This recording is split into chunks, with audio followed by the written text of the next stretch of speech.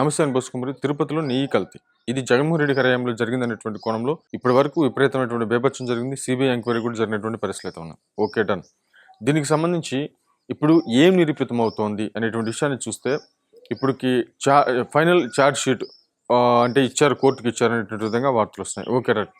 మామూలుగా అయితే ఇప్పుడు దీన్ని కొంతమంది సమర్థిస్తున్నారు, బడవ రాస్కల్స్.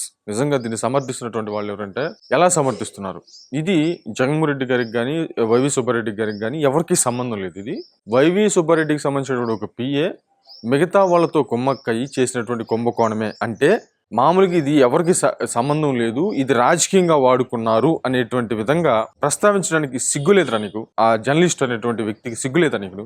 నువ్వు మనిషివేనా? నువ్వు గుడ్డు అసలు నాకు అర్థం కాదు. ఇంత భయంకరంగా తిట్టాలని కానీ చేసేటువంటి పని లేక మనం ఆ విధానం కాదు కాబట్టి తిట్టలేకపోతున్నాం. వాడు దున్నపోతా మనిషి నాకు అర్థం కావట్లేదు. అంటే ఒక రకంగా చెప్పాలంటే ఇప్పుడు నెయ్యి కల్తీ జరిగింది మాత్రం వాస్తవం. లక్షల కేజీలు కల్తీ జరిగితే కొన్ని సంవత్సరాల పాటు కల్తీ నెయ్యి లడ్డుల్లోనూ వాటి ప్రసాదాల్లోనూ కలిపి అమ్మితే ఇది విపరీతమైనటువంటి పాపం కాదా? ఇప్పుడు టీటీడీ చైర్మన్ ఎవరండి? వైవి సుబ్బారెడ్డి గారు కదా. ఆయన నియమించింది ఎవరండి? జగన్మోహన్ రెడ్డి గారు కాదా? అంటే వీళ్ళకి ఏ సంబంధం లేదంట. అరే బాబు, అసలు నువ్వు ఎలా జర్నలిస్ట్ ఎవరు నాకు అర్థం కాదు. ఇప్పుడు ఎవరైనా కానీ ఈ విషయం ఒకవేళ బయటకు వచ్చింది, దీంట్లో వైవి సుబ్బారెడ్డి గారికి జగన్మోహన్ రెడ్డి గారికి సంబంధాలు బయటకు వచ్చింది అనుకోండి, అసలు వైసీపీ పార్టీ అనేది ఒకటి ఉంటుంది, అసలు నిజంగా కంప్లీట్ గా క్లోజ్ అవుతుంది. దీనికంటే ఏం చేస్తారు? ఒక మనిషినో లేకపోతే గుంపునో బలిపెట్టడానికి ఏమాత్రం వెనకాడరు. ఇది చాలా సింపుల్ అంటే సింపుల్ విషయం. ఇప్పుడు రేపు మేము ఖచ్చితంగా అధికారంలోకి వస్తాం, అధికారంలోకి వచ్చిన తర్వాత మేము చూసుకుంటాం. అప్పుడు ఈ విషయాలన్నీ కూడా ఈ ప్రస్తుతానికి ఇది నాది అని చెప్పమని చెప్తారా బాబు? ఇంకా నువ్వేం చేయాలి అయ్యా? నాకు అర్థం కాదు.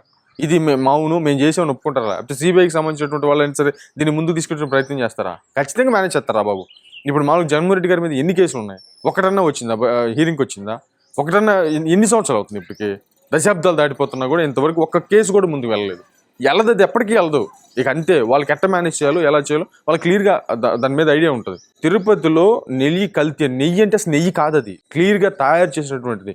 పాల నుంచి తీసిన, వెన నుంచి కాచి తీసినటువంటి నెయ్యి కాదు. దాన్ని ఆర్టిఫిషియల్గా తయారు చేసి దాన్ని తిరుపతిలో వాడారు. అప్పుడు చైర్మన్ ఎవరు? వైవి సుబ్బారెడ్డి గారు. వైవి సుబ్బారెడ్డి గారు తీసుకొచ్చినటువంటి సంస్కరణలు ఏంటండి? ఇది మెయిన్ పాయింట్. ఈ పాయింట్ మాట్లాడకుండా సొల్లంతా మాట్లాడుతుంటాడు యదవ. ఏంటంటే అంటే తిరుపతికి నెయ్యి ప్రొవైడ్ చేయాలి అంటే కొన్ని రూల్స్ ఉన్నాయి.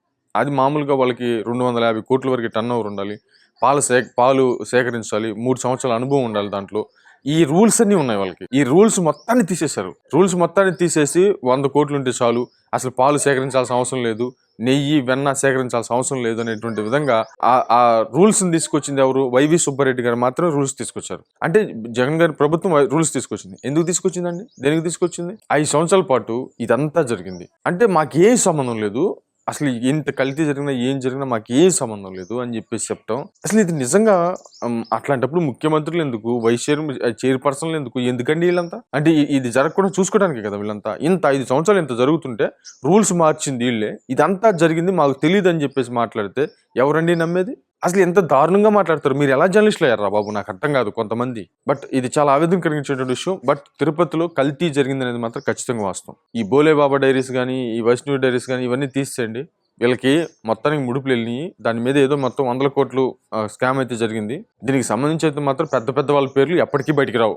సమస్యలు దాంట్లో ఇప్పుడు కాదు. నువ్వు ఎన్ని దశాబ్దాలు సర్వేలు చేసుకున్నా, ఎంతమంది సిబిఐ ఎంక్వైరీలు వేసినా, ఎంతమంది ప్రధానమంత్రులు వచ్చినా దీని వెనక పెద్ద తలకాయ ఎవరనేటువంటి విషయం ఎప్పటికీ బయటికి రాదు. అది ఇదే కాదు, ఏ విషయంలో కూడా బయటికి రాదు. ఆ ఉన్నటువంటి వ్యక్తులు ఎవరైతే మామూలుగా ఉంటారో వాళ్ళు బలైపోతారు. వాళ్ళు ఏంటంటే అవును మాదే అని చెప్పేసి ఒప్పుకొని కొన్ని రోజులు జైల్లో కూర్చుంటారు. దానికి తగ్గట్టు వాళ్ళకి ముడుపులు వెళ్తాయి. ఆ తర్వాత ఏంటంటే అధికారం మారిన తర్వాత వాళ్ళు బయట తిరుగుతూ ఉంటారు. మళ్ళీ ఇంకొక స్కామ్ చేస్తారు, మరియు వాళ్ళని ఎంకరేజ్ చేసుకుంటూ ముందుకెళ్తారు. సంకటం అయిపోయేది పేద ప్రజలే, అంతే. ఇంకేం లేదు అక్కడ. 5 సంవత్సరాల పాటు కల్తీ నెయ్యి తిన్నటువంటి వ్యక్తులు ఉన్నారు కదా, వాళ్ళు మిగతాదంతా. బట్ ఏంటంటే ఇదంతా కూడా ఒక పెద్ద పొలిటికల్ డ్రామా. వాస్తవంగా అయితే అంటే ఈ సన్నాసి చెప్తాడు, ఈ బడవ రాజకీయాలు చెప్తాడు. మామూలుగా ఏదైనా కూడా రాజకీయానికి వాడుకోకూడదని చెప్పేసి మాట్లాడతాడు.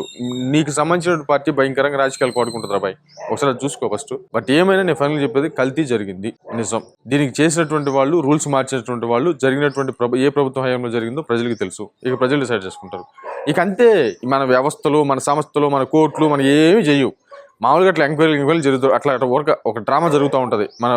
మన ప్రపంచంలో ఒక డ్రామా జరుగుతూ ఉంటుంది. పేద ప్రజలకు మాత్రం ఎవరికి తగ్గట్టుగా దీన్ని వాడుకుంటారు. తెలివిగలవాడు వాడుకొని ఓట్లు సంపాదించుకొని అందలం ఎక్కేసి కోట్లు సంపాదించుకుంటాడు. అంతే. ఇక్కడ ఏమీ లేదు, అంత పొలిటికల్ డ్రామా. మరేమైతే చూద్దాం.